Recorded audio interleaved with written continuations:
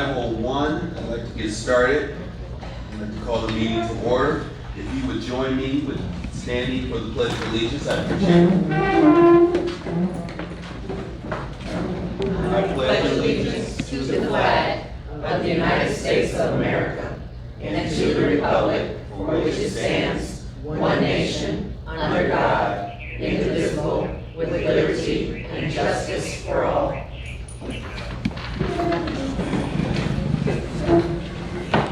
Thank you. I would like to have roll call so we can confirm quorum, please. Mr. Michael Suggs. Present. Dr. Janita Woods. Present. Attorney Chantre Irving. Video. Myself, Dr. McLeod, Mr. Glenn Johnson. Mr. Chair, we have 4 present in person and 1 on video. With an attendance of 4 present in person, we have quorum. We have an official meeting to conduct the business of the district. Let's move on to item number 2, the approval of the agenda for tonight. Mr. Chair, Yes. I'd like to make a motion to approve the agenda for tonight. There's a motion on the floor to approve the agenda. Is there a second? Second. The motion has been seconded. Is there any discussion on the motion? Hearing none, may we have roll call to approve the agenda? Mr. Suggs, Yes. Dr. Woods, Yes. Attorney Irving, Dr. McLeod, yes. Mr. Johnson, Yes. With 4 yes in attendance, the agenda has been approved. Let's move on to item number 3 on the agenda. Our Gary Ready snapshots. I'd like to introduce 3.1, Ms. Winnington.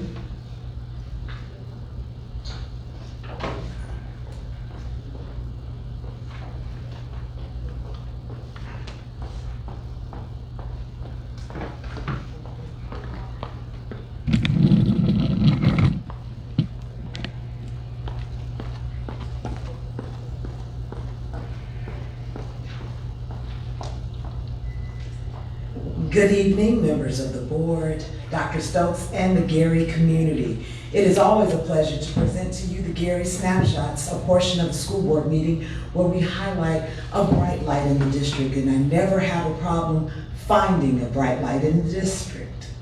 Today, we are going to talk about our girls volleyball team and the fact that being student athletes is what we pride ourselves on in the district, with the emphasis being on student. In this particular highlight, I attended senior night for the volleyball team, and I was able to watch our girls in action and chat with some of the young ladies about the importance of putting their studies before they step on the court. Erin? What I loved about being a student athlete at Westside is my coaches never, ever let me fail being a student before an athlete. And they pushed me very hard. Even if my GPA was 2.1, it had to be higher to be, or a higher standard as student athlete. So, yeah. Yes, and that was, you could hear the buzzer ringing. She was getting ready to hit the court. That's one of our graduating seniors. And she used 2.1, knowing that 2.0 is the threshold, but that our team pushes our student athletes to be much further along in their studies. You can go to the next slide. There's also a concept that we have study tables. And so the students are invited, not only with volleyball, but with basketball, football, that they play together, but they also study together. And so what you see here are glimpses from senior night, and they are inviting you to participate with them in a special event. But Erin, I think I talked over my little snippet. She wants you to know that they do what? Study hard, play hard. And then the final slide, on this coming weekend, we will host once again our 9th annual breast cancer tournament. And we will be squaring off against 21st Century, Thea Bowman Leadership Academy, Lighthouse, Thornton, Michigan City, and of course, Gary Westside. It's an all-day affair. It starts at 9 a.m., but we are there until 3 p.m. with an emphasis on breast cancer survivors who will be there, and vendors, and just a lot of fun. And we really always know that the students are encouraged when they see us in the stands. I plan to go by and do some live broadcasting, but it's always best to be in the place. This concludes my presentation. I will turn it back over to Mr. President, and thank you so much for the opportunity. Thank you, Ms. Williams. I'd like to move at this point to item number 3.2 in our Gary Ray. I'd like to introduce Mr. Aaron King, who will show us our board documents. Yes. Good evening, board members, Dr. Stokes, and your community. Again, my name is Aaron King, and I will be providing a step-by-step tutorial on how to access and operate board docs. Dr. Stokes feels that it is very important that we share all information in the board docs with the community so it can be ready and accessible. So with that being said, the first thing that we need to do to get started to operate is go to the Gary Community School Corporation homepage. In order to access that, you're going to go to garycsc.k12.in.us. Again, that is garycsc.k12.in.us. So the first thing that we're going to do once we land on the home page, we're going to go up to the blue bar and we're going to go to the portion that says school board. Once you click on the school board section, we're going to scroll all the way down past the lovely faces of our board. And then we're going to go to the portion that says board docs/board policies. Now this navigates us over to the board doc system. Once you get here, you will land on the welcome page. You can click welcome at any time to get back from where you started from if there's any confusion while you're in board docs. So the first section that we'll go into is the meeting section here at the top. So once I click into it, over to the left-hand rail, you'll be given a drop down in which you can see all of the past meetings that have been going on since Dr. Stokes has been in tenure. For example purposes, I'll go into one of our previous meetings. Now that I'm in the meeting, down here on this row, you can see that I can view the agenda, which once I click on this, it'll give me the agenda. And within it, you can also click on action items as well. For example, I'll go to approval of field experiences. Here you'll see a PDF pop up over here to the right. And once you click on it, it will give you that said document. So in order to go back, I just navigate over back to my last tab. And now I am back where I started from. And then if I want to get back to the meetings, I just click meetings once again. And then here they are again on the left-hand rail. A few other options that we have here available: we can download the agenda as a PDF, we can print the agenda, and we can also view the minutes. If you would like to get out of this section, you just click the X at the top right, and you'll be back where you started. So now I'm going to go back to the welcome page, and then I'm going to go into policies. So once I click into policies, you can see that all of them are present on the left-hand rail. So for example, the zeros are here. If I want to expand this, I go to the plus sign right here and I click into it. And then as you can see in the drop down, all of the zeros are listed here. If I want to get out, I'll simply hit the minus and I'm back to where I started. I'll also go into the 500s for an example. I hit the plus, and all of those policies are in the drop down. If I want to get out of this, again, I just hit the minus sign. Now, the zeros and the 5,000s have all been approved and updated on our site. Currently, the 3,000 and 4,000s have been approved. However, we're still waiting for our third-party provider, Neola, to enter them into our system. So that information will be provided shortly. Outside of that, I'm gonna go back to the welcome page. I also want to reiterate that we will be presenting this again in future board meetings for anybody that has missed today. We will be going over this frequently. But other than that, that concludes my presentation. If there are no questions at this time from my board. Thank you, Mr. King. I do appreciate this opportunity to share the navigation tool with the board as well as the community.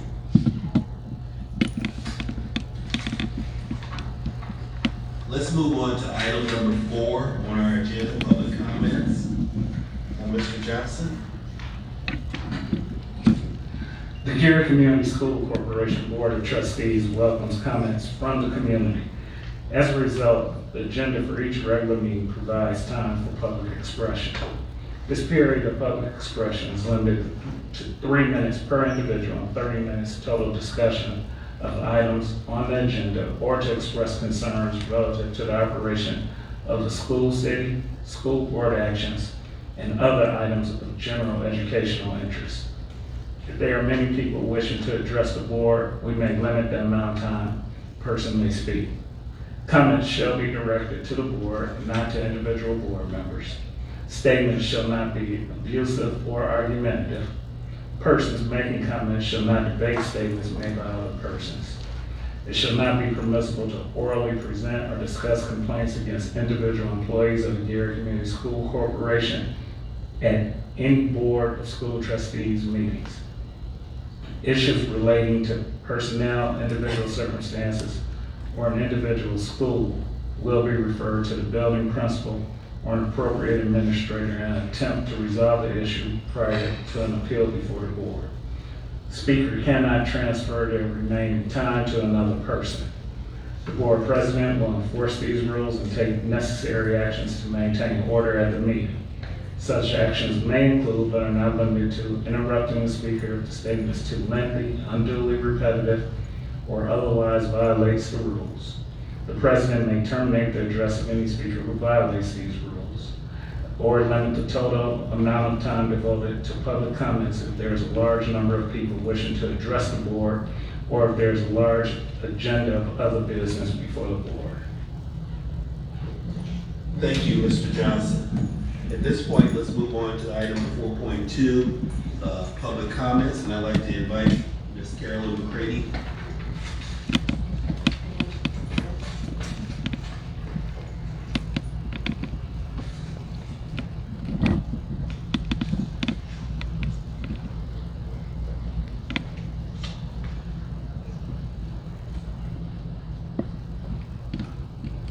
Good evening, everyone. It's good to see you all. I want to say that I'm really glad to see that the cell tower is not an action item. That's why I'm here tonight, to speak once again on it, just in case somehow there was some lingering idea that it is a good idea. I just want to reiterate some of the things that have been said before and that I have said before.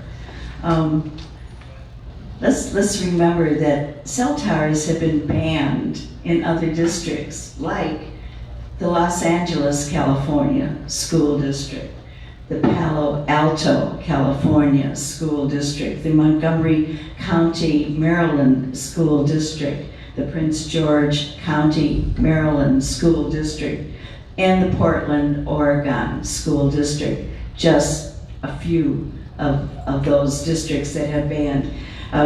Their cities that have restricted their use include cities in Massachusetts, New York, Oklahoma, California, Maine, and New Hampshire. And they have actually been removed, and there are more than this, but from Ocean City, Maryland. So I think that's a pretty diverse group of cities and towns throughout the country. Obviously, where there's smoke, there is fire. And I think that there's plenty of reason for this board to never take action on this. We would not want to condemn our students who come to school to learn to have to deal with what has been documented as non-cancerous problems like headaches, memory problems, dizziness, depression, and sleep problems. You know, young people have enough problems as it is navigating childhood without adults increasing the problems that they do have. So I just want to say that I think that the board should keep this as an information item and then let it go after that. It should never be an action item. We should never think about condemning generations of our young people. 50 years, generations of our young people having to deal with all the problems that are associated with cell towers. Thank you very much. Mr. Bruce Curry.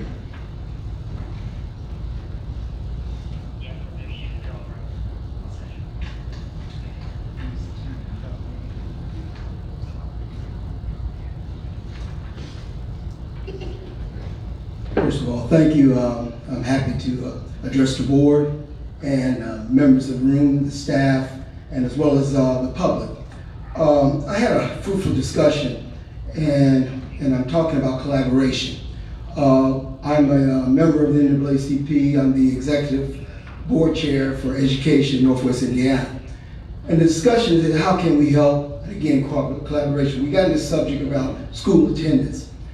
I want to first of all, if there's any parents listening here today, or if this thing goes YouTube or whatever, we've got to get involved. Parents, the PTAs, all the different groups that the school has, we need more parent involvement.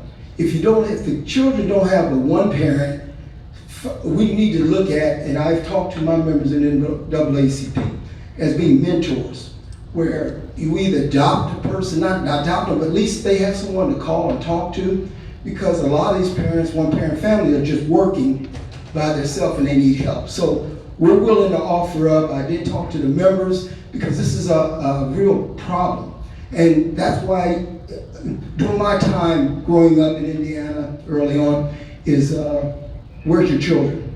Do you know where your kids are at? Do you know, the parents should know if they're at school, if they're in an activity or whatever, you should always know.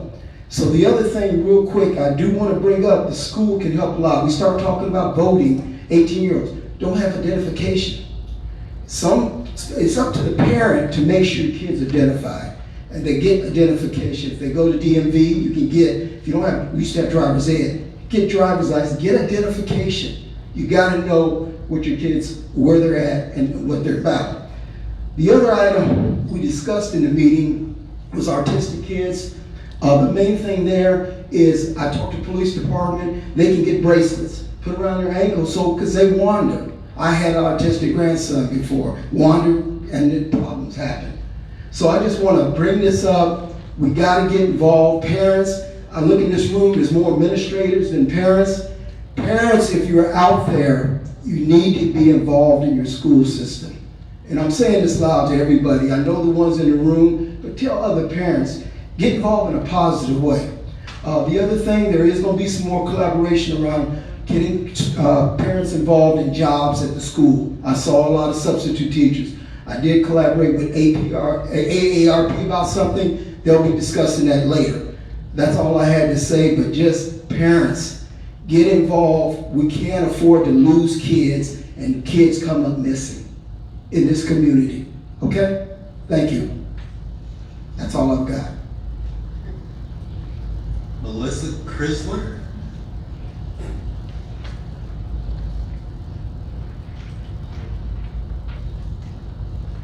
I hope I pronounced your name okay. It's Melissa Chrysler. Melissa, thank you. Thank you. Thank you for everyone having me here today. I want to talk about AARP. Once again, my name is Melissa Chrysler. I'm the project director for AARP for Lake County, Newton County, and Benson County. I want to let you know about an exciting program that's been around for over 50 years and has been in all 50 states. This is a program that is dedicated for those that are 55 and older who live in your community that may need skill sets to help them. We reach out to partnership with non-for-profits and federally funded programs such as your school district. Your surrounding school districts already are taking advantage of this program, and they are partners with us. And I also see a partner here as well. We work with those that are 55 and older who have low income or no income at all, where they can come into your schools as you become a partner with AARP, no cost to you. I have federal dollars that I spend on 55 and older to come and be your receptionists, your school monitors, your security guards, ride on the bus with the students, and we pay them. 18 hours a week, that's 36 hours every 2 weeks is what we are allowed. After a while, around Thanksgiving and Christmas, our hours increase depending on the grant. We do pay a stipend, so look at it as an internship for seniors 55 and older that have no income, especially around COVID time. We still was offering this program, which is the CSEP program, through our foundation. The CSEP program stands for Senior Community Employment Program for those that are 55 and older, and I have to keep stressing that because that's the only demographics we work with. You can have them come in and be paraprofessionals, monitor the kids, be chaperones, work in your daycares, even clean your school if you wanted to. What I do is I talk to the different school districts. I have East Chicago and I have Maryville School. They've been with us for years doing this program with us. We also partner with Work One. This program is funded through the Department of Labor. So that's where our federal dollars come from. You guys don't pay a dime. So what we do is any jobs that you cannot pay for now for regular people coming in looking for employment, we can substitute that. They're not employees of yours or for AARP, but you can use them to help them skill set themselves, especially with the computers, greeting people, those soft skills. So if you're interested in the program, I do have some literature here and I can leave it on the back table for those. I would love to see Gary School District take advantage of this. This can help with cost savings, and now you're getting your community involved with the students as well. That's all I have to say. Thank you. Angela Lockett.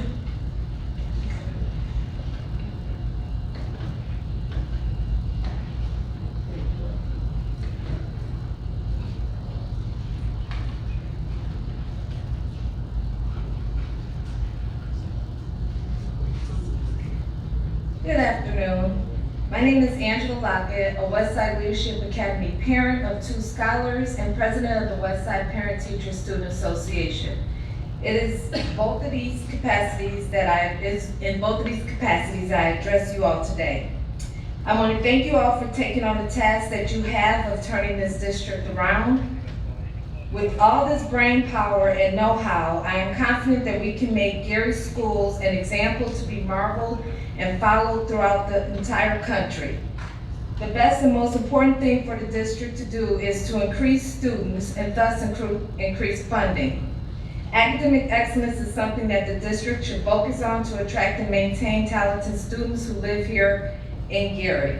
We have the population in this city, but they are just not choosing the Gary Community School Corporation. In that regard, the board should also focus on extracurricular activities that will appeal to the parents and students of Gary and entice them to choose GCSC.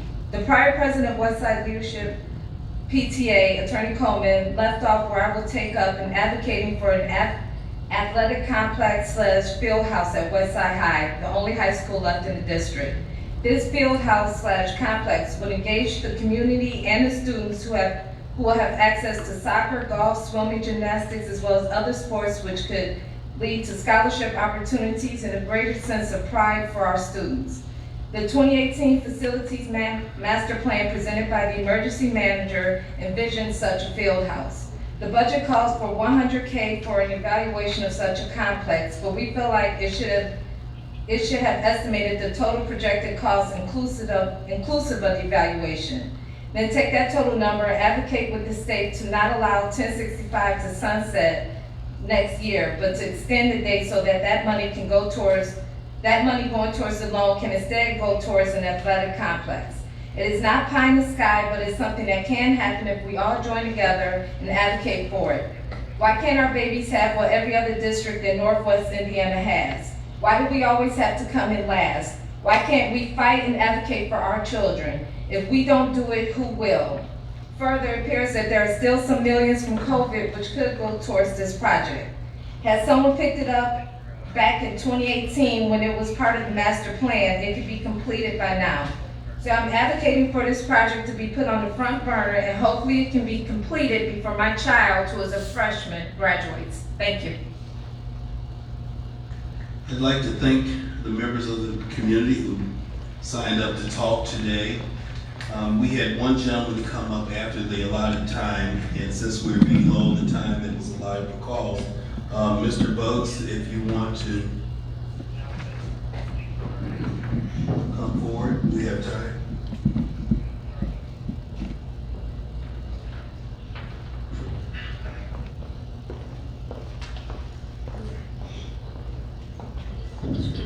Good evening, board and Dr. Stokes. I just wanted to say that since that cell tower issue was getting information, I remember at the time they was talking to the gentleman on the screen up there, there was a question asked by the board, would he consider the amount from 17.5? So I just want to let the board know that I hope you're not considering if he raises the amount for the next 50 years, that a child's life is worth more than any money that he could possibly put up there, because that child is not his color, the child is our children. Also, in 50 years, say if that school property is going to be up for sale, who's going to buy a property, school, with a cell tower on it with a lot of controversy about cell towers? Thank you. Thank you. I'd like to move on to item number 5 on our agenda. Mr. Chairman, I'd like to make a motion to approve consent agenda items 5.1 through 5.6. There's a motion on the floor. Is there a second? Second. It's been moved and there is a second. Any discussion on this motion? Hearing no discussion, may I have a roll call for approval, please?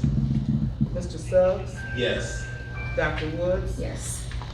Attorney Irving,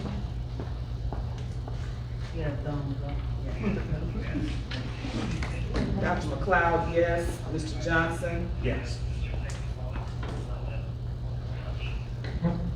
We have a vote of 4 present and 1 on the screen. Motion carries. Let's move on to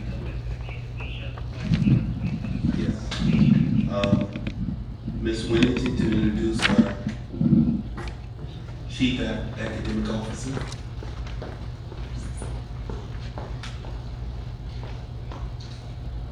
Thank you again, members of the board, Dr. Stokes, community. It is my honor, pleasure, and privilege to present to you the newly appointed Chief Academic Officer of the Gary Community School Corporation, Dr. Cynthia Treadwell. Dr. Treadwell has been an educator in the Chicago Public Schools for the past 23 years, and she has fulfilled various roles while there. She was formerly the Executive Director of the Office of Social and Emotional Learning. Prior to this role, she was the principal of Ira F. Aldrich Elementary School.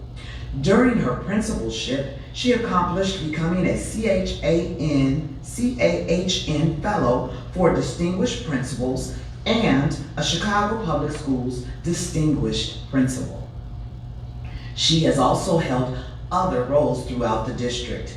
In addition to being a driven educator, Dr. Treadwell has had the opportunity to teach courses as an adjunct instructor to help strengthen the pipeline and development of future educators. She is also the founder and lead consultant for Heart Educational Counseling, LLC. Dr. Treadwell holds a doctorate in educational leadership from National Louis University, and she is the author of 30 Days of Encouragement for the Educator and a Daily Journal. Her goal is to create academically engaging school communities and learning experiences that foster curiosity, kindness, and a strong focus on social and emotional skills for all. Most important, she is a wife and a mother of 2 children, ages 13 and 14. Good luck. And I present to you Dr. Cynthia Treadwell.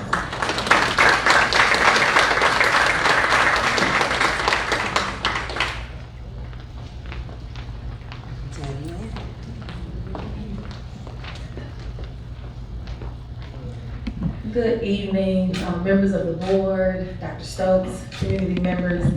It is an esteemed privilege and honor to serve Gary in this capacity. I am a lifelong educator, and changing outcomes on behalf of students is my core mission. I'm unapologetic about changing status quo because I believe that our students can, with the right supports, the right structures, the right systems, the right curriculum. Just a little bit more about myself. When I was the principal in Aldrich, it was the lowest performing school in the district at the time. Chicago has over 600 schools, so it was at 600. It's no longer there because we did the work. And even as a district employee, we've seen transformation happen in my role. And so as I leave my role on Friday, I leave with great honor and excited about what Gary has to offer, and just believe that in partnership with the board, the members of the community, the school staff, that we can do amazing things in Gary, because our students deserve it, and I'm here to support that mission. Thank you. She's being modest. You didn't tell them about the award you just received. So I have the privilege of receiving a National Leader Award from the Black SEL Institute as a leader in SEL implementation for Chicago Public Schools. So. Thank you for the introduction. It's a pleasure meeting you, Ms. Treadwell. At this point, we're going to go to agenda item number 6, action items, and Ms. Zaborowski, I'd like to give you the opportunity at the podium. Good evening, Gary School Board, Dr. Stokes, and community members. I am very excited about the 2025 budget for several reasons.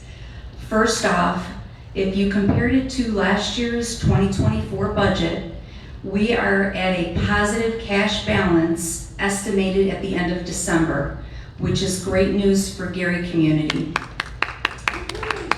Also, we've had some major debt fall off, which also is a very good thing. What this does is this actually lowered the tax rate for the community, so the taxpayers will have more money in their pockets, which is also a good thing. So we have positive things moving forward. So first, I would like to show you the Form 4.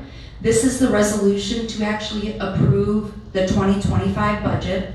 As you can see, our tax rate is 3.09, which last year it was 0.21 higher to the taxpayers. And these are our 4 major funds. Next, we have the capital projects.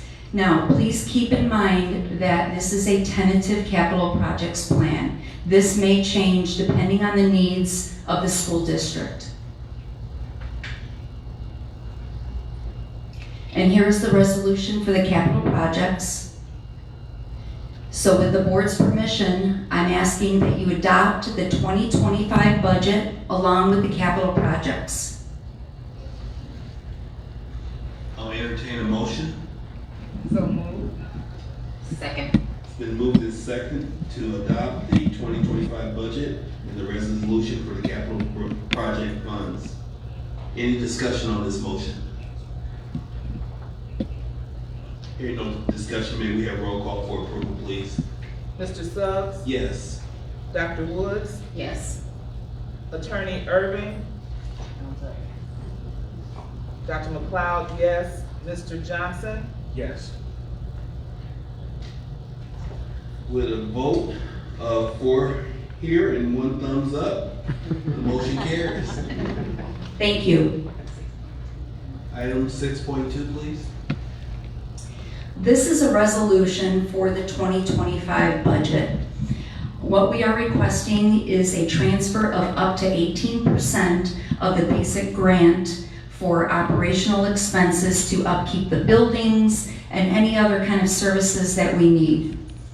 We will make a monthly transfer, and we will only do up to 18% if it is needed. So I request that this resolution be passed. Board, I will entertain a motion, please. So moved. Second. Second.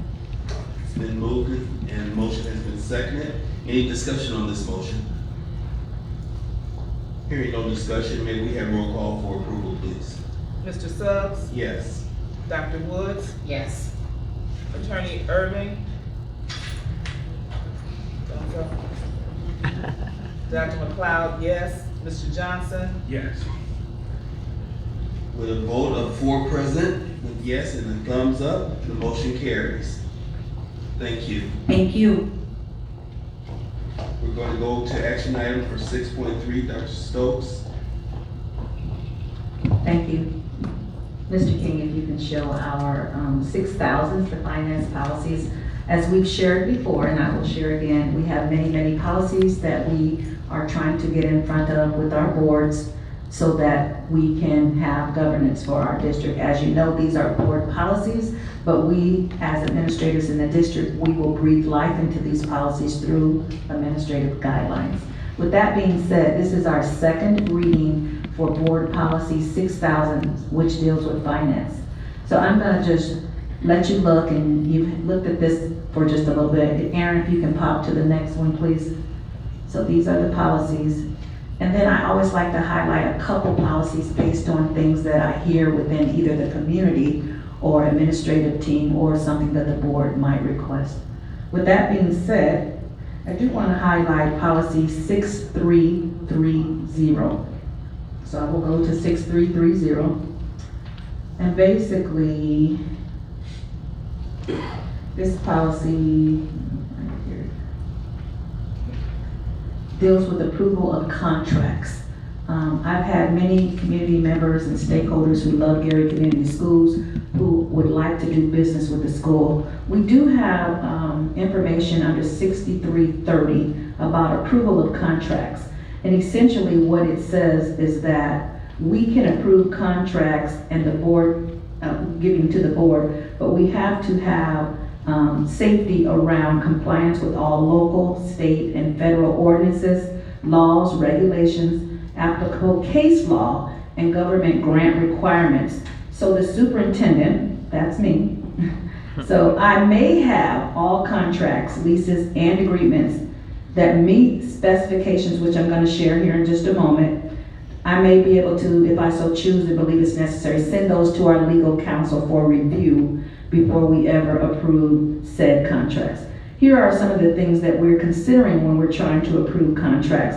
And with that being said, in this language, it does give us some accountability to our stakeholders in Gary, but it doesn't mean that we will approve a contract from a vendor in Gary that does not meet specifications and or is not financially feasible or beneficial to the district. So I do want us to understand that. I'm going to give you an example of some of the things that we will be looking at. Any contract obligating the board to refrain from taking any action, we probably, we would look at those, but if it's over a certain amount, we have to have a request for a proposal, and it can be from any stakeholder, and it can be from any corporation from anywhere. There are other things that we have to consider, like contracts for construction, renovation, remodeling, demolition, other public works. There are laws around those types of contracts.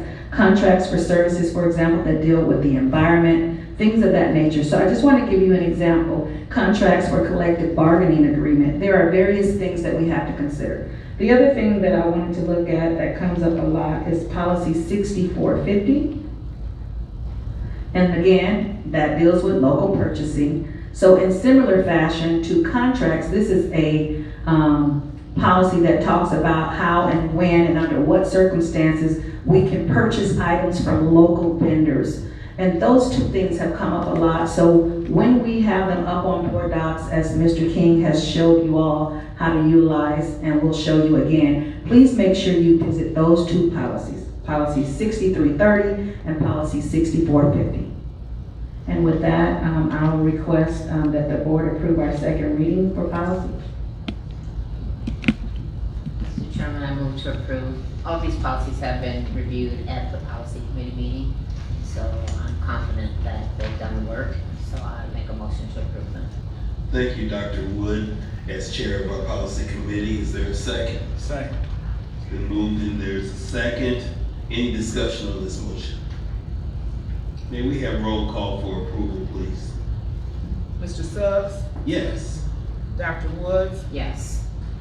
Attorney Irving, Dr. McLeod, yes. Mr. Johnson, Yes. With 4 present in favor and 1 thumbs up, the motion carries. Let's move on to item 6.4, field experience.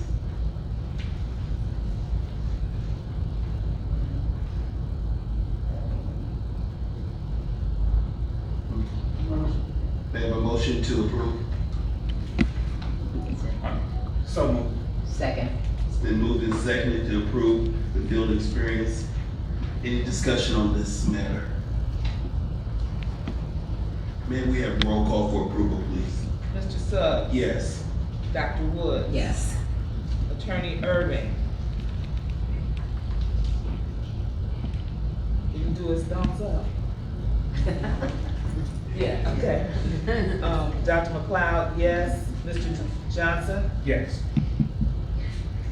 With 4 members present in favor and 1 thumbs up, motion carries.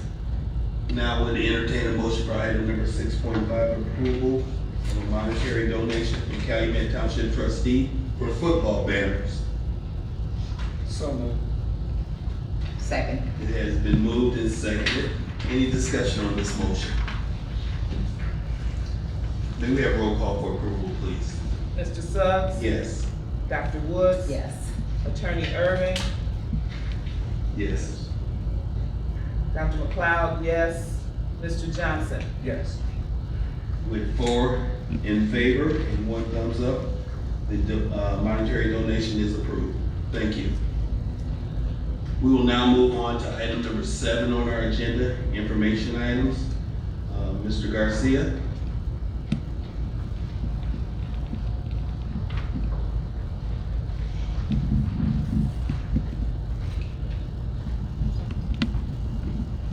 The First View app is a free download for Good evening, school board trustees, Dr. Stokes and community.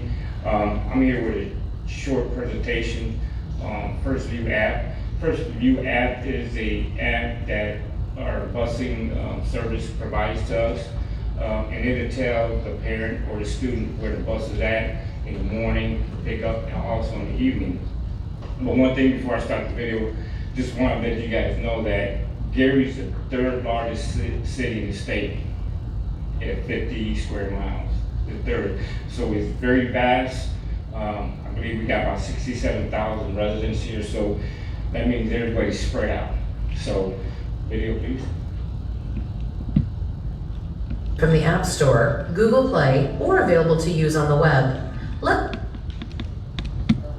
The First View app is a free download from the App Store, Google Play, or available to use on the web. Let's review getting started with our First View GPS route level tracking. To track the bus, users need to have handy their secure code to get into the app and their student's assigned route. From the drop-down list, they will select their state, they will select their district, and enter their student's unique ID. They will then click Add Student. After adding their student, users will set up their student's routes. Users can choose between the AM, midday, and PM routes. Users can scroll through the available routes, or they can search for their route in the search bar. Users are then provided a list of schools assigned to their selected route. They can select their student's school to see arrival times in the app, or they can skip this step. After selecting their school, they will be prompted to configure their notifications. Users can either select location services to drop a pin on the map where they are in real time, or they can enter their student's stop address in the search field.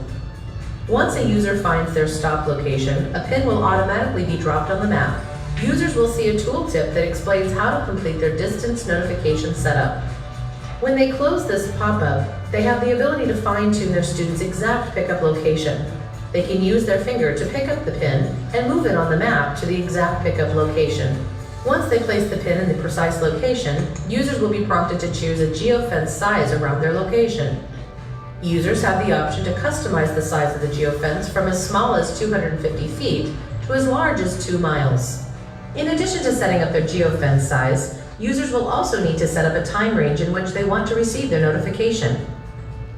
They will first add their time notification start time. Adding the start time ensures they don't get notified if the bus crosses into their stop area on their way to pick up other students. For example, if their student is typically picked up at 8 a.m., they may want to set up their time range to start at 7:50 a.m. After adding their notification start time, they'll add their alert end time. Adding their end time completes their custom notification setup to get alerts when the bus is near, and will select pick this location to finish their route tracking setup. The user can then add additional AM, midday, or PM routes to track, and then once complete, they can click done.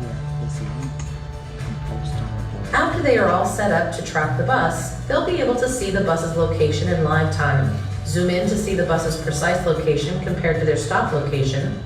Users can also zoom in further and track the bus moving on the map. And if they added their student's school, they're notified when the bus arrives at the school. First View helps students and their guardians start and end their school day with the peace of mind knowing when the bus is near. For help with First View, reach out to our dedicated team of app support specialists. Just tap the envelope in the app to send feedback. Thank you for tracking with First View. We're very excited about this app. It's going to give parents the tool to know when the bus is coming in the morning, also in the evening when they're coming home. Very excited to know that the geofence is huge, 250. I don't recommend 250 feet, I recommend about a mile, do the 1 mile geofence. But this app will improve attendance, student safety, help with accountability, and also, help with our accountability with our precious cargo with our kids. Most of this information will be on the website. To sign up, there will be a QR code on the website. There will be training videos and all the information parents need to sign up. Thank you, Mr. Garcia. Board members, any questions? Mr. Chair, Yes. so if I'm a parent and I am not technically savvy, can I go into any school for assistance, or would I come to you? Who should I go to maybe sit down with a one-on-one and assist me? We have our faces, the liaisons will be training. My staff will be there to help also. But on the website also they have a number they could call, but if they feel comfortable coming into school or into my office, they're more than welcome. So any faces, liaison that's in the school? Yes. They can go there. How soon can I get this app on my phone? Well, as soon as this board approves it.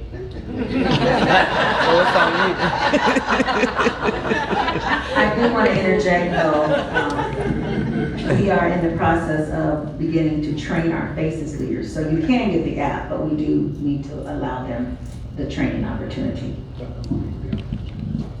Mr. Garcia, the independent ID number, is that assigned to your students, or do you have to do something to register for that number? Those are the ID students' numbers. It's their ID students. Yes.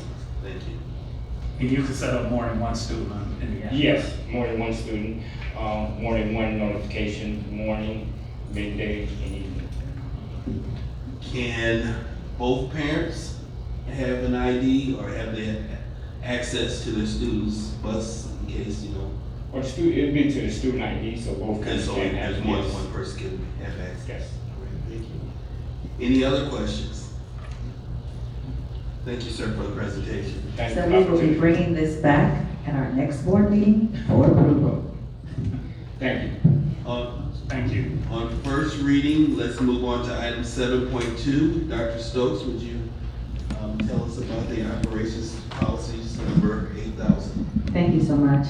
Mr. King, if you can show our first I will keep moving. I think we've heard me say a lot about the policies, but what I do want to do is give you an opportunity to look at some of the operational type policies. I will call out a few, and then I will go over one or two that come up typically. Volunteers, personal background checks, school calendars, school days, information security, public records. All of these types of things deal with the operation of our district. If you can go to the next slide, please. On this particular side, you'll see things like reporting accidents. Yes, that is important that you report an accident. You will have things like the automated external defibrillators. Yes, there are rules around AED usage. These types of things deal with operations, and you will notice that like the AED, it was also in another policy. So some of our policies overlap, and we've explained that in the past. There are two policies that I want to go to. If we go and look at personal background checks, which is actually policy 8121, I want to talk about that because that one comes up a lot. To protect students and staff members, the school board requires an inquiry into personal background of each. And so hear me when I say this, because I don't want subcontractors or contractors to be alarmed, but let me finish this statement. School board members require an inquiry into the personal background of each contractor, subcontractor, and employee of a contractor or subcontractor who is likely to have direct, ongoing contact with children within the scope of their contracted services of employment. Contractors get nervous when we talk about this. We don't ask you for an extensive background check if you're coming in and doing work for us. But if you are in a position where you might likely have ongoing contact with our children, then yes, we will. The other thing that I wanted to talk about is what types do we typically ask for? We have an expanded criminal history check as defined by Indiana Code, which is 20-26-2-1.5. That's an important one. We also can do what's called an Indiana Index Child Protection, and Indiana Code defines that. We also, if we so choose, can do a search of the National Sex Offender Registry maintained by the United States Department of Justice. Now, we typically do the first two. In certain cases, we do have the option to do the other that I shared, but not always. With that being said, there are other things that play into background checks, but I did want to make that clear because as I shared earlier, these are those types of policies or questions that we get from community members, and as you can imagine, it's around wanting to do business with Gary Community Schools, and we're happy that our community members want to do business with us, but we want you to understand how we play well in the sandbox to keep our staff members and students and stakeholders safe. The other one that I wanted to talk about is policy 8355.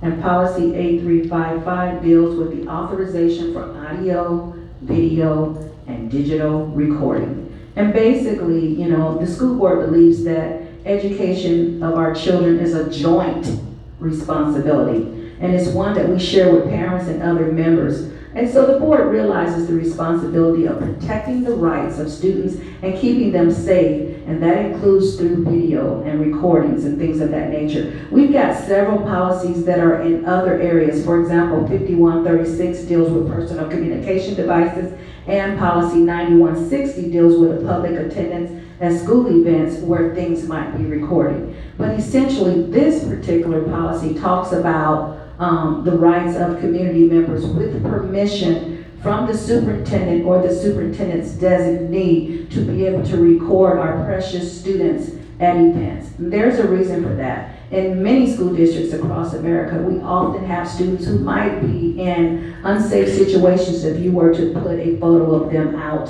in the community. We typically ask for permission from our parents at the start of each school year as to whether or not their child can be in video footage. So if you look at this policy 8355, it'll give you a little bit more information about why we ask you to not videotape or to put your cameras down or things of that nature. And with that, this was just for informational purposes only, and I turn it back over to our board president.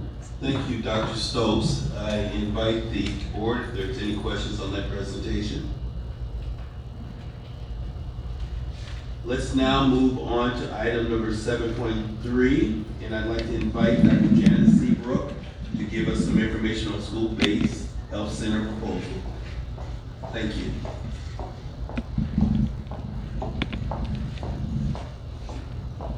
Good afternoon, school board and Dr. Stokes. Thank you so much for the honor to be able to present this proposal to you today. Some of you may or may not be aware that Community Health Net has a long-standing community health net location inside of the Lake Ridge School District since 2008. We actually started that conversation with the Gary School District in 2007, along with Lake Ridge. We were able to move forward with Lake Ridge and have run a successful clinic there since 2008. And now, what I would like to do is introduce Dr. Bien Adesape, our Chief Operations Officer. And the reason why I'm smiling is we have a location right next door. It was built in 2018 from the ground.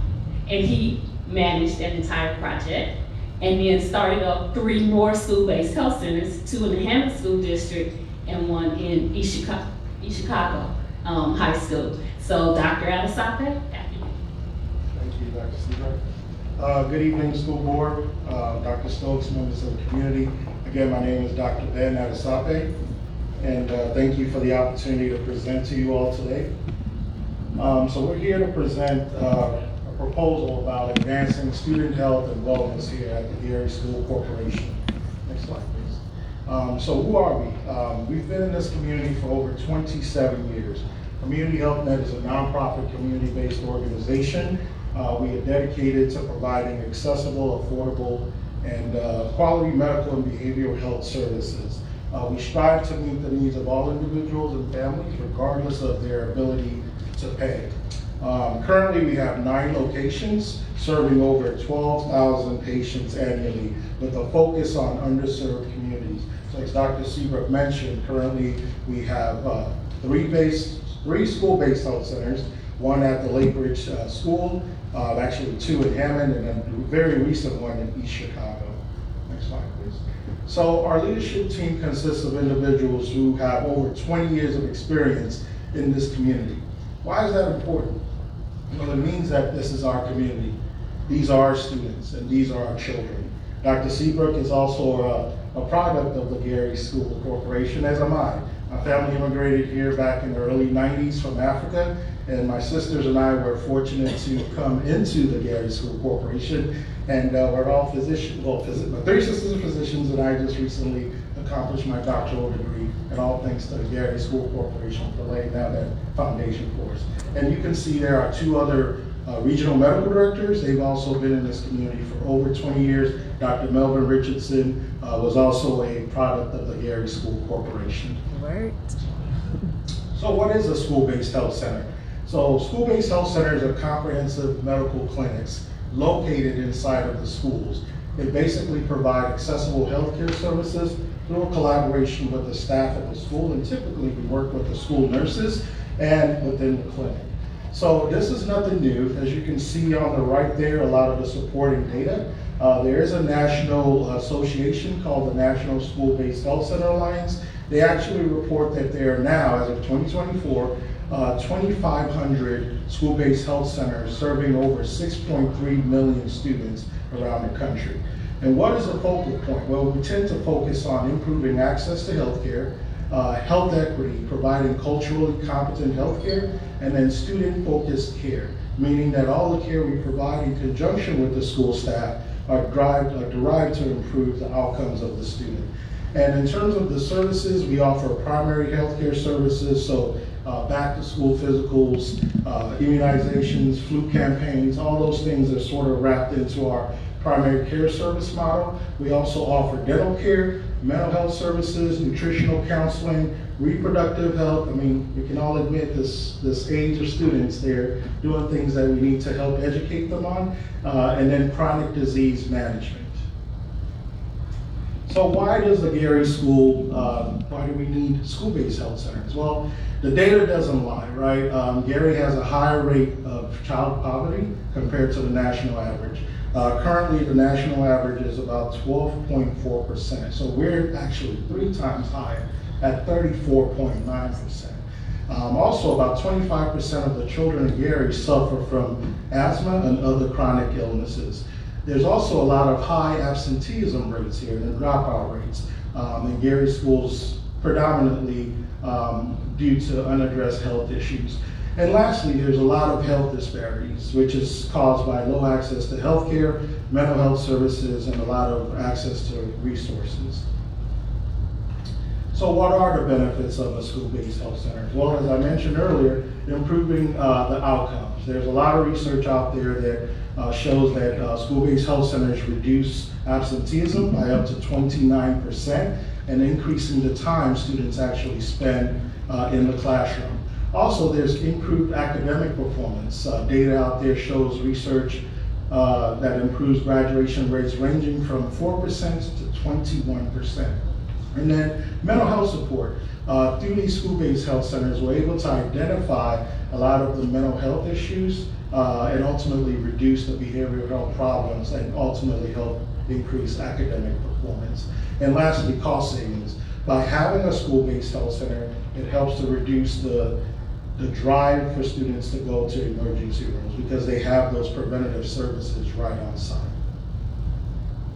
So how do we operate these fancy school-based health centers? Well, our organization will provide the healthcare team that's needed to drive the operations. Typically, we will provide the nurse practitioner, the licensed social worker, and the certified medical assistants.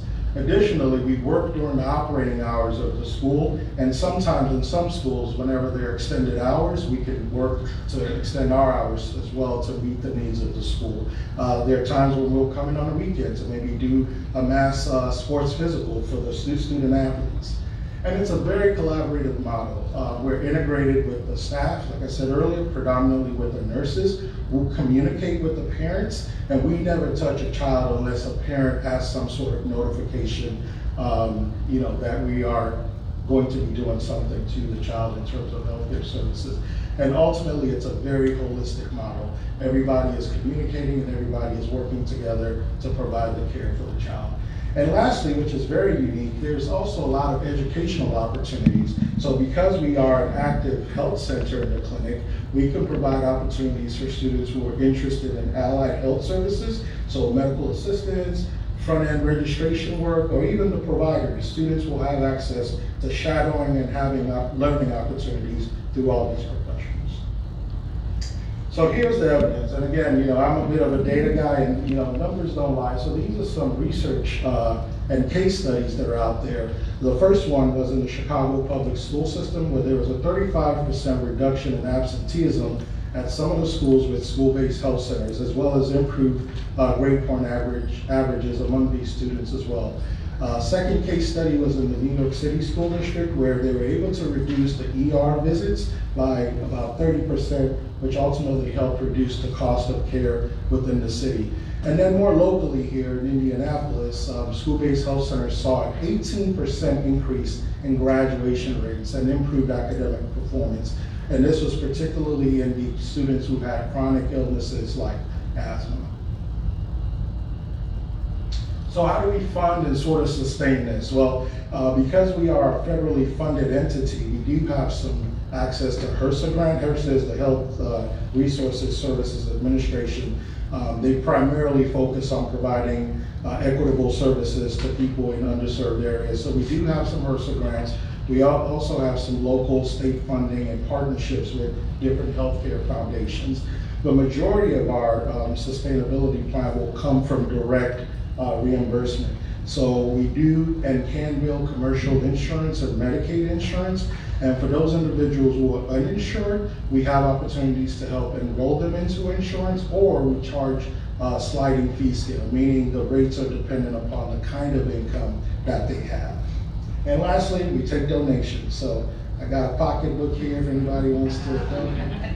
Just kidding. But we do take donations. For example, at the Lake Ridge School District, there's a Menage right across the street. They actually donated the entire amount of construction supplies that was needed to build out the project that we need there. So we have many community-based partners that will donate towards this cause. So what sets us apart, right? I always call it the CHN promise. You know, there's a lot of partnerships that we have in this community. As you all can imagine, after 27 years, we've built a strong reputation for ourselves. So we have partnerships with the local hospitals, with the local health services providers. So that makes us a trusted partner in the community. Secondly, we provide culturally competent care. And what does that mean? Because earlier I said a lot of us are from this community. We understand the challenges. We understand that it's not just about going to school and getting grades. There are many things that impact academic success. And lastly, the experience you're going to get.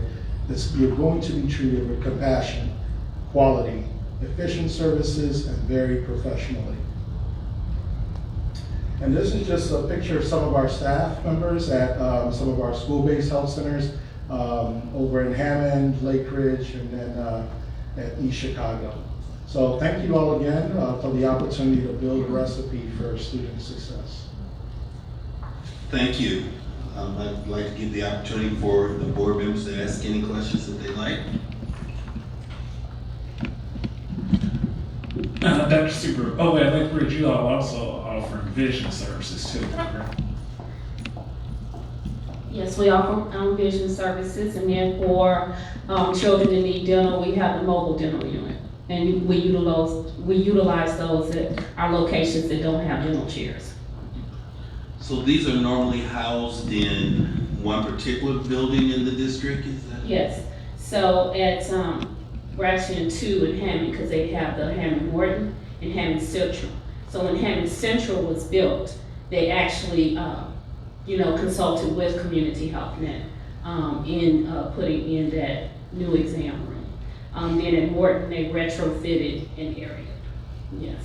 And then at the Lake Ridge or New Tech, Calumet New Tech, we had outfitted that area, as Ben said, with support from Menards and from Frank Mervan and a couple of other, Congressman Mervan went to Menards and asked them for a donation, and we were able to secure it, along with several of the managed care entities as well, covered the cost of the construction. Thank you. Any additional questions? So where is the proposed location for the Gary Community School Corporation? At Westside. And we have a separate entrance on the outside for Correct. the community. Correct. Thank you for your time and presentation. Thank you.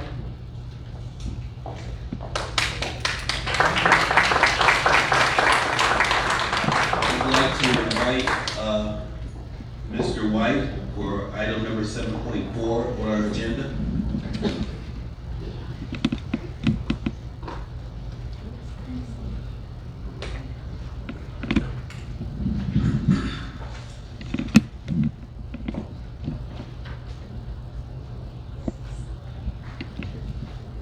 Good evening to the Gary Community School Board of Trustees, Dr. Stokes, and the Gary community. I'm here to provide a brief update on the cell tower opportunity that was presented to us by Crown Castle. Now I want to emphasize this was just an opportunity that we were given, that Crown Castle came to us and asked. At one of our previous meetings, the board did have some important questions that they asked to Crown Castle, and Patrick Donovan came up and he emphasized and provided some clarity to some things. So Crown Castle, one of the questions was due to where was cell towers, where did they have cell towers in other communities? And he said due to the privacy policies, Castle cannot share specific information about existing towers or land owners. However, they assured us that they had towers at other schools and in other states. Regarding the initial offer, Crown Castle stated it was calculated based on market average for surrounding towers.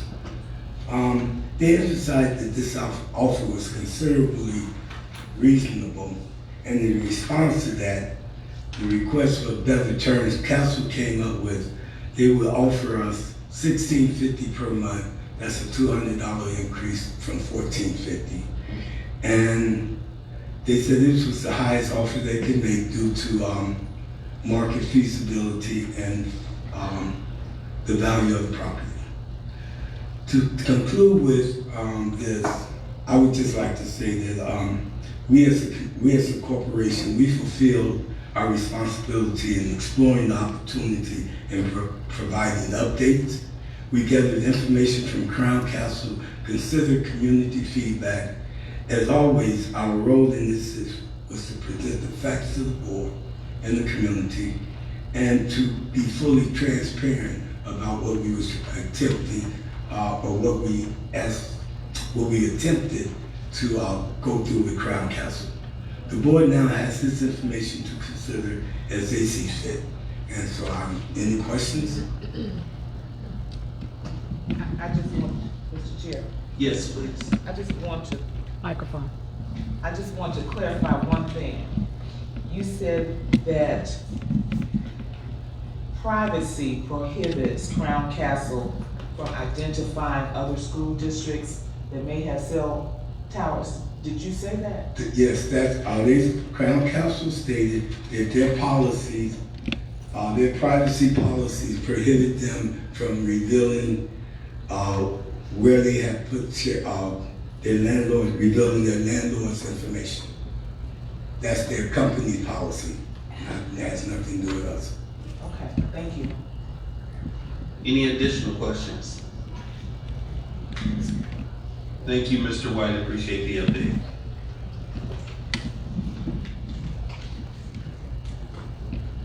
Let's go to agenda item number 8, administrative report. Ms. Nelson, please.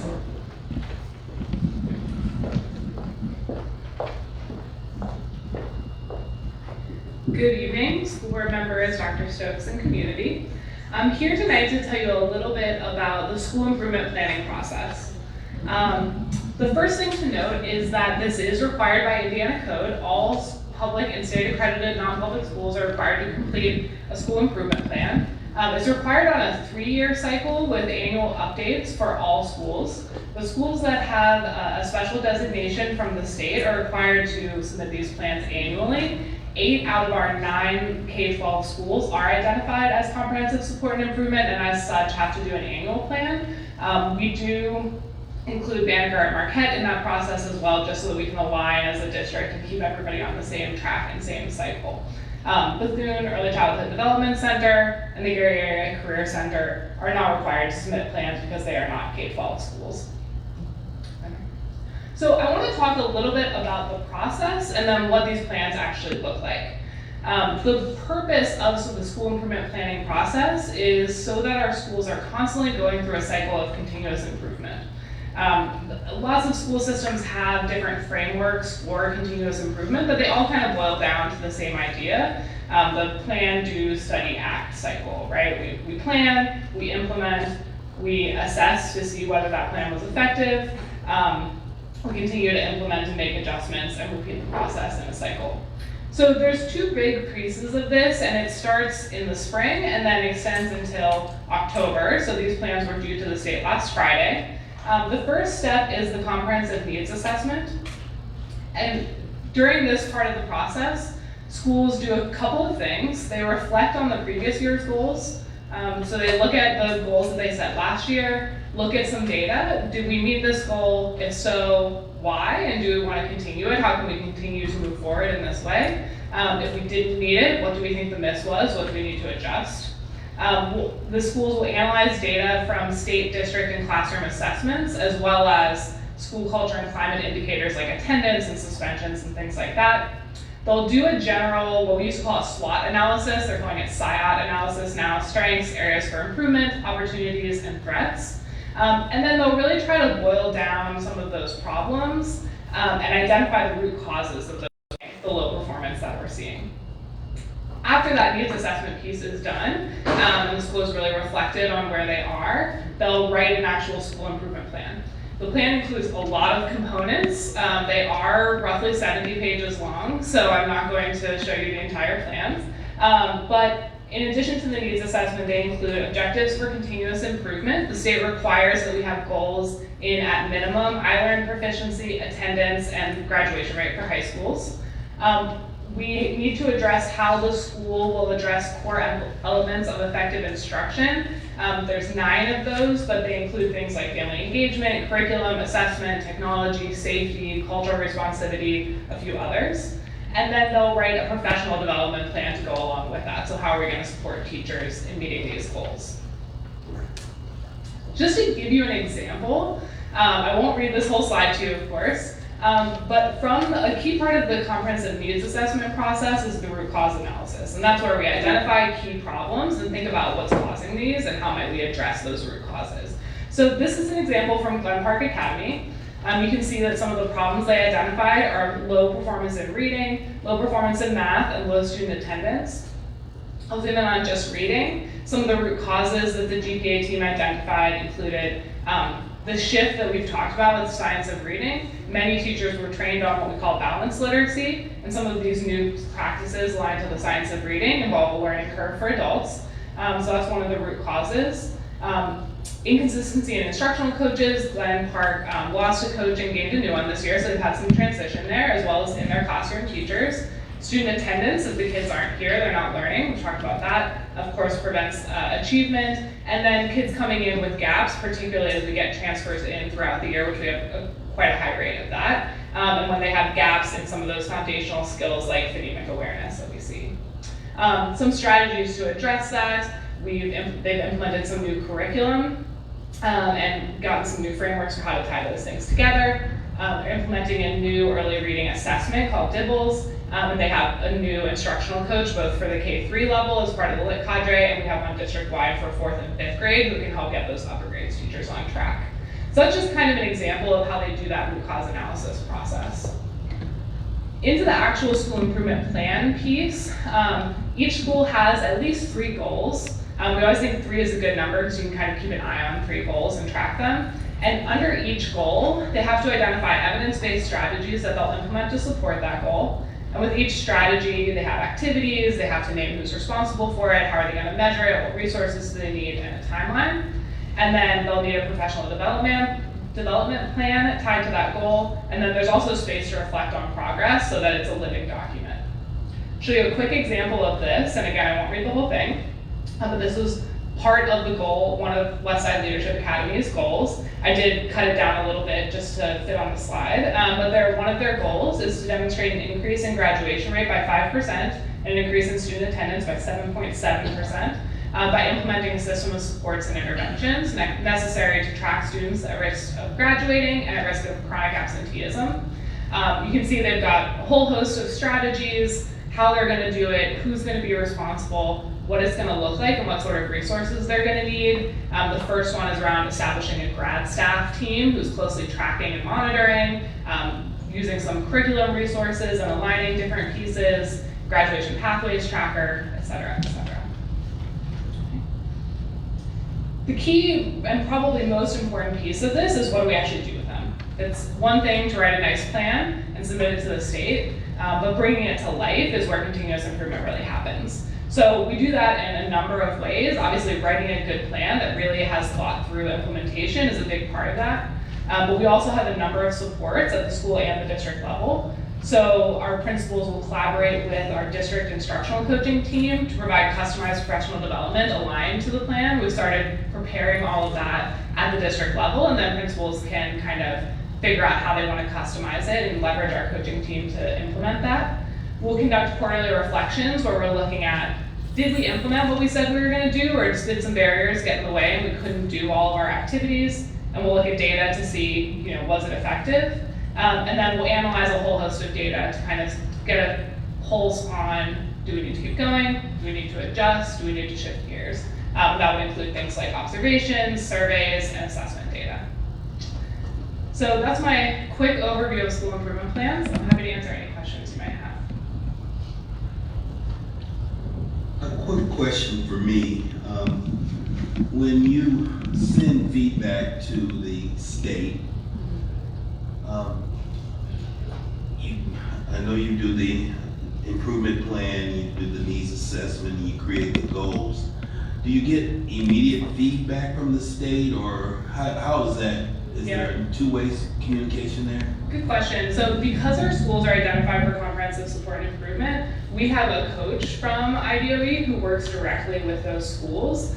She meets with them on at least a monthly basis and kind of goes through the plan, talks about how they're bringing it to life, what supports the state can provide, making sure that they know of all the resources that the state does have. We're actually, she's doing a training with our principals this Friday on a data dashboard that the state's created that they can leverage.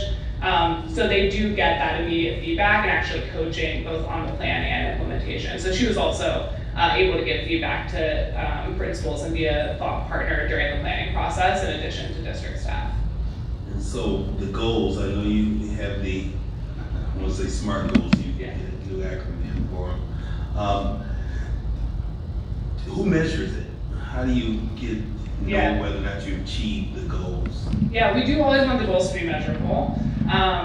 And really for all of our schools actually, most of their goals are around attendance or iLearn proficiency or iRead proficiency. There are a few family engagement goals as well. We had some good conversations about how to measure those. Actually, Bailey was one of those schools and the principal's here tonight, where we talked about how we could create some systems to track and measure how we're engaging families so that we can make sure we're reaching the desired audience.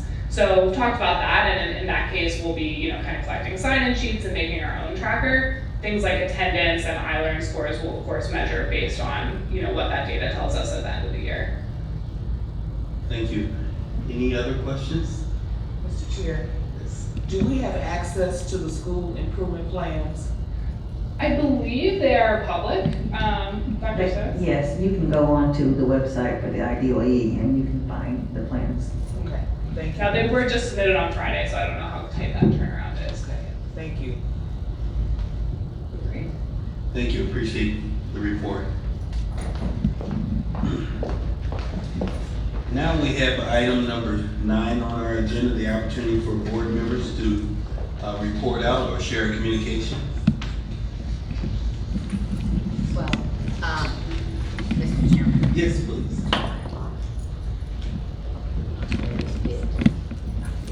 Okay, I just want to comment that the policy committee did meet again last week as we continue to go through that large number of policies, and there are a lot of them. But I must say that the staff is very diligent in going through them, looking at things that are prescriptive by the state, the things that the state says we have to do, and looking at those things where we have some flexibility and we can make a decision as to how we want to operate within the school district. And I think they do that very well and they explain it very well. And so I'm just confident that they're continuing to do a good job with the policies, and it's been a learning experience for me, including learning board docs. Thank you. Mr. Chair. Yes, please. Good evening to the board members, Dr. Stokes, Superintendent, and the listening audience. Just want to thank you, Mr. Chair, for making those expressions about the scholarship fair that was held at Indiana University. Just so you would know, the data collected shows that there was $11.7 million offered to students on the spot that day.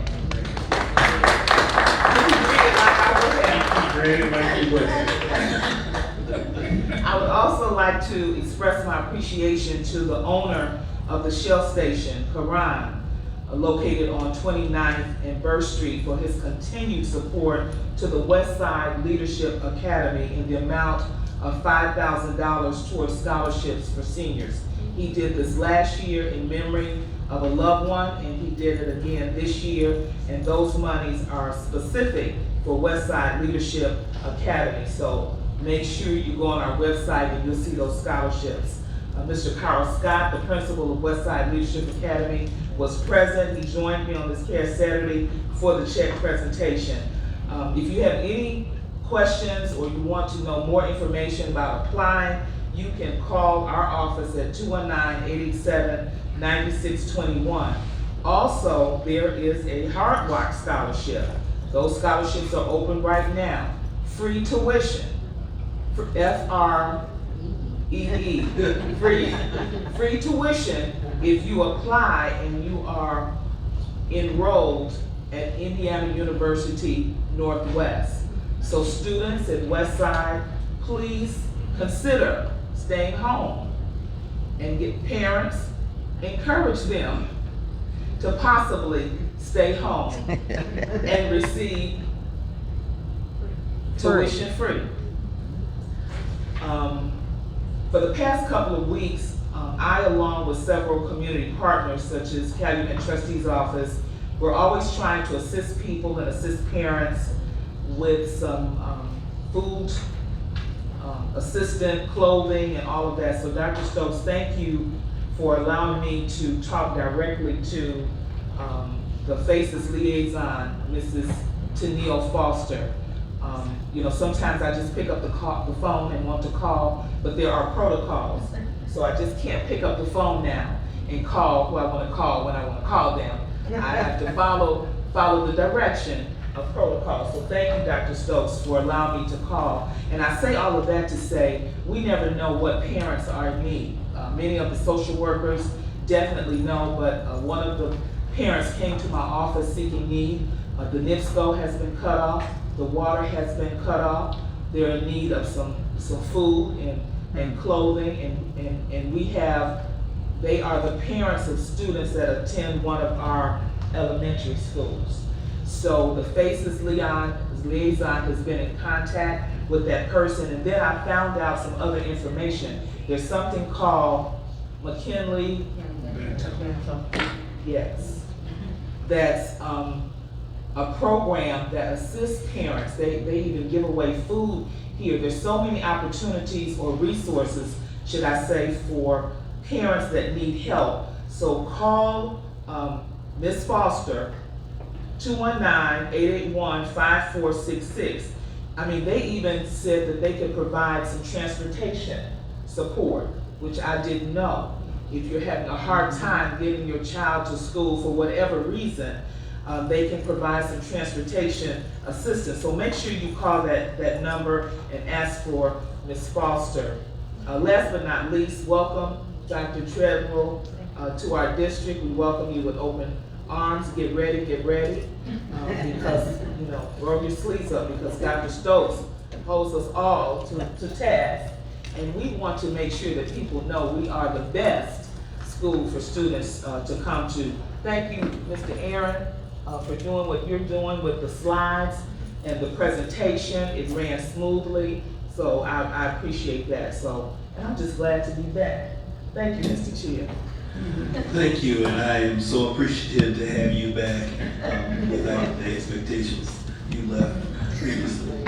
Are there any other comments from board members?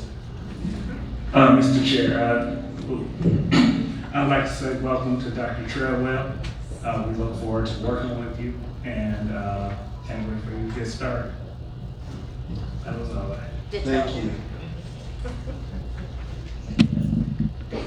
At this point, I'd like to move on to item number 10 on our agenda, the superintendent report. Dr. Stokes. Thank you so much. I would like to share information, if Aaron, if you can go to our next slide. I call these matters of corporation interest because they are, as such, matters of corporation interest. The first that I would like to talk about is what we call ADM, our annual daily membership. So it's our enrollment for the district. And what you're looking at here is a slide based on October 1st. So I need everyone to hear me. Based on October 1st, which is what we call count day. Everybody in the district who understands money understands count day. And count day is essentially not how many students are in our district on that particular day, but how many students were enrolled and who showed up boots on the ground by that date. With that being said, what I want to, Chelsea, can I have my little clicker? Do we have a clicker? If not, I'll have to, my little pointer. Yes. I want to kind of hone in on certain things that I want you to kind of own with us. One of the things is, as you're looking, you see in the first column, the words got cut off there, but it should say the black bar up there should say school ADM, and it should say fall 2023 in the first column. So just understand that that's fall 2023 in the first column, which was last year. That second column is fall 2024. So I need to clarify that for you all so that you understand. First column is the schools, the second column is the fall 2023, and the third column is fall 2024. So as you look at 2023 column to 2024, you're looking at the enrollment. And what I want you to understand is from fall 23 to fall 24, we had 4,300, thank you, sir. So this is 2023 last year. This is this year, 2024, which was October 1st of this year. We have 4,307 students at what we call full basic grant funding. That means we get 100% of whatever dollars the state is going to give us. And that's a formula because there are other complexities that are included in that for children, but we get 100% for these students. You will see our Gary Virtual went from 63 to 47. Now that's not bad, that's good for us. Because the reality is we only get 80% of our basic grant funding for students who are considered virtual.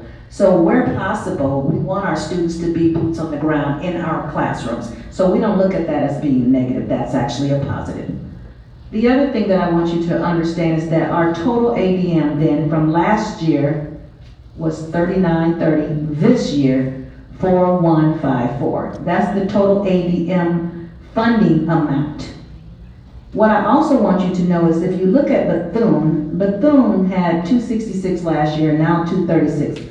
But understand that the 236 is money that the district referendum is funding. Without the referendum, we would have to fund all the resources, staff, curriculum, supports, transportation, I could go on and on. We would have to fund that at the cost of the district, or as I like to say, the taxpayers. But our referendum, which is also tax-based, helps offset that funding, or we might not be able to otherwise provide preschool, because preschool is not paid for by the state. I would be remiss if I didn't say there is a funding source that if parents apply for and are found eligible, that it does give us some money, but it does not give us money from our basic grant. So for non-ADM totals, the totals are here, which is just Bethune, our preschool.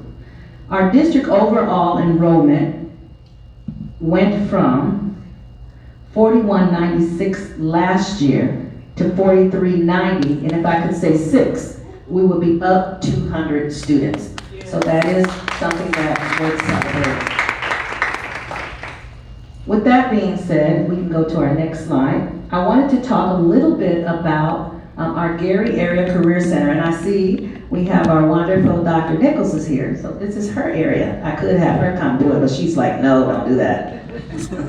So what I wanted to just share is I often get asked about, well, what's the enrollment like at the Gary Area Career Center? I do want to share something. The ADM for our Westside students is already calculated through the Westside Leadership Academy in terms of our ADM. However, there are other resource fundings that we get for students from like 21st Century and these other different programs and areas. But there is a formula for that and a calculation that is probably too detailed to go into at this particular meeting.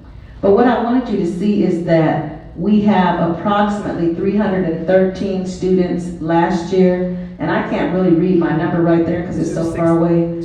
268 this year. And you can see the breakout of what students are actually in our program. It is our intent to try to increase, and without sharing too much, I will say that I did have a superintendent of a school district that's not too far away who wanted to talk to us about having their scholars come over to our Gary Area Career Center. So that speaks volumes to Dr. Nichols and her work, that we've got other districts who are looking at what we do and wanting to come over. So kudos to you, Dr. Nichols. If we can go to our next slide.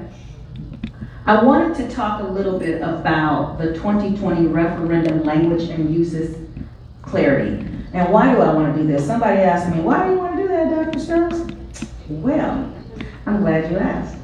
Because oftentimes, as we're building relationships with our community, we want to be as transparent as we can, and where possible, if we want to clear up any confusion or misconceptions about the actual referendum language and the usage of the resources. So if we can go to the next slide. What did the 2020 referendum question say? And understand that this is the question that was on the ballot. So many of you probably saw this, if you went out and voted, you would probably have seen this. But I'm going to go ahead and highlight some portions of it. It basically said, for the 8 calendar years immediately following the holding of the referendum, shall the Gary Community Schools Corporation impose a property tax rate that does not exceed, and it gives you the monetary amount, which is basically 56 cents on the $100. So basically, should we impose this property tax by the school corporation for the purpose of funding teachers? Check. Instructional staff? Check.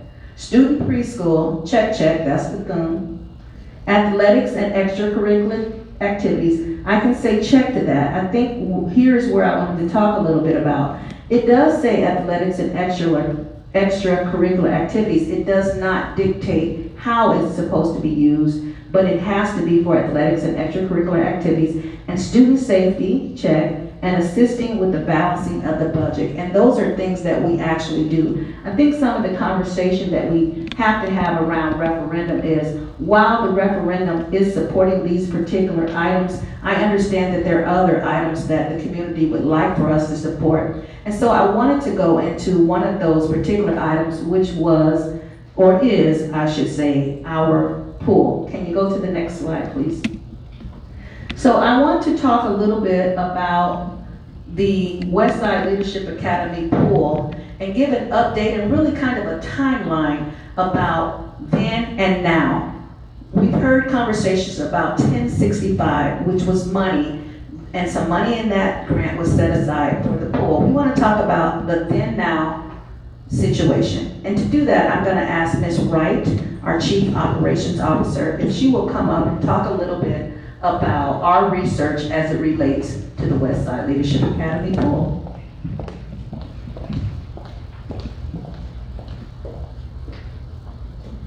Good evening, board and community, and of course, Dr. Stokes. I would like to give you all some information on the school pool that should have been shared with you all a while ago, but we're going to share it with you all today. So pre-2018, there was a water issue at Gary Westside. And so the 2018 leaders commissioned to hire an outside company to come in and investigate the leakage in the pool. So Whiteco, which is a company based out of Valparaiso, came into the district, prepped the pool to perform a leak detection. In November 2018, a leak detection was performed. Whiteco Pools performed internal pool piping camera inspection. So they took a camera and they went in to inspect the piping. The camera collected the length and quantity required for pipe fitting, and a data report with estimate was proposed for the repair of the pools. At the time, again, that was in 2018, the director of maintenance was Ron Gordon. So, January 19th through June 21st, of course, we all know that was the pandemic. So we had no activity regarding the pool, so everything was pretty much put on hold. Then in the summer of 2021, there was $1.5 million allocated to the swimming pool. The 1065 is also known as the School Improvement Fund. So in 2021, the leak investigation was revisited. The investigation determined that the pipe had several leaks or either one major leak. Whiteco Pools recommended the utilization of a camera scope to view all the lines from the mechanical room to the pool. Here what happened was the pipes underneath the swimming pool extended into the mechanical room and the hallways, pretty much the majority of the west side of the building. Can you go back? Fine. So, The cost of the pool repair greatly exceeded the $1.5 million allocated in the school improvement fund. Again, at this time, Ronald Gordon was the director of maintenance. In February of 2024, the 1065 budget line was realigned. Previous management diverted the funds from the renovation of the swimming pool to the West Side Leadership Academic bathrooms. Unfortunately, this information was not conveyed to the community stakeholders. Today, Dr. Stokes wants to share this message to ensure that this message is widely shared. So, where are the 1065 funds now? Where are the 1065 funds now? So, we said that that was set aside for the pool renovation. Again, right now, currently, our director of maintenance is Corinne Wrench.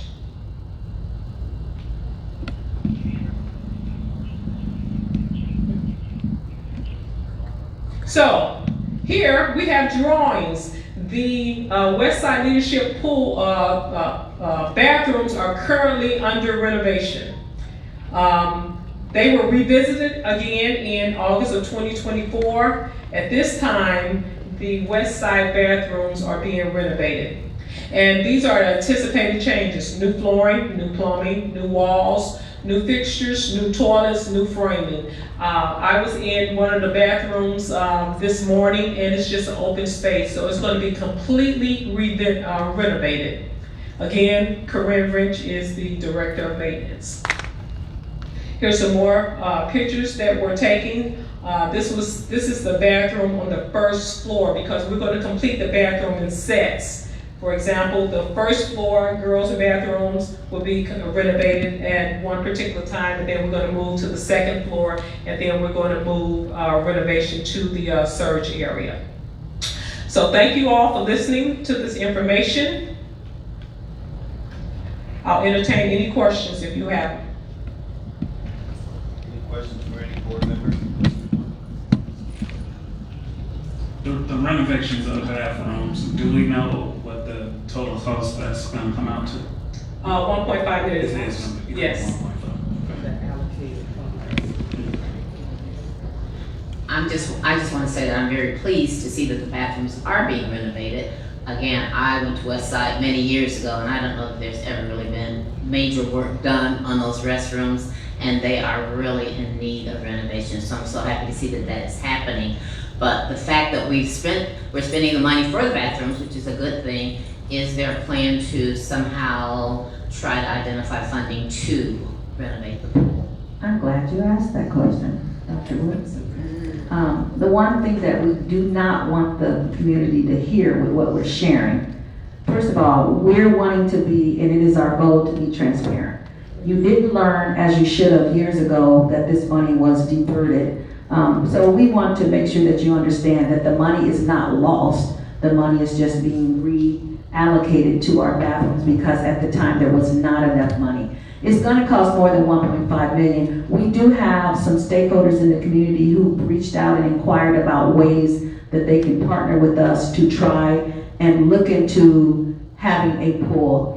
We would have to have a company come in and assess what is required. And sometimes what you find out is it might be better to build a standalone pool versus trying to renovate. I can tell you with 100% certainty, we don't want to mess with the pipes that are running under our actual current school. If we go down that rabbit hole, we're gonna have a problem. So we don't want to mess with the pipes. It would mean that we have to do something outside on our land to have water pumping to the pool, or we need to have a pool on a separate space other than within the building. So yes, we are still looking at that. We know that is important to our community, and we hear their voice. So I just wanted to add one more thing. I don't know if I said this already, but the pipes underneath the swimming pool extend into the cafeteria, into the surge area. So to dig those pipes up, we have to dig underneath pretty much the west side of the building, which is something that can't be done in the summertime. That's not a 3-month job. That's a job that's going to take extensive time, lots of money, lots of labor. And we're talking about pipes that were laid back in the 1960s. Right, yes. And when they went in to inspect the pipes, there was a lot of corrosion in the pipes. So that's one of the main reasons why we have several leaks or one major leak. Thank you for sharing that information. Now we better understand that the funds were reallocated for the bathrooms, which are in need. And that was $1.5 million. And thank you, Dr. Stokes, for bringing this to our attention and the fact that there may be an opportunity to just revisit the pool situation. I know that, just thinking myself, if I'm in a house, I've been in a house for 60 years, I can't put new piping onto old piping and expect it to connect. So I'm thankful that we can continue to have this conversation to see what else we can do, and I'm glad that the community now really knows what they should have told us a long time ago and didn't. So thank you. You're welcome. Thank you, guys. Thank you. Thank you.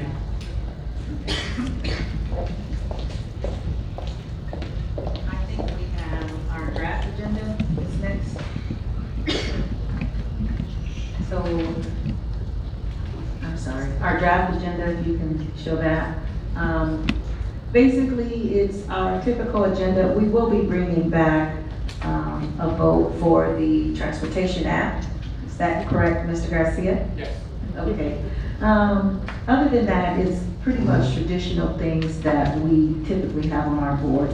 With that being said, I'm going to turn this over to our board president.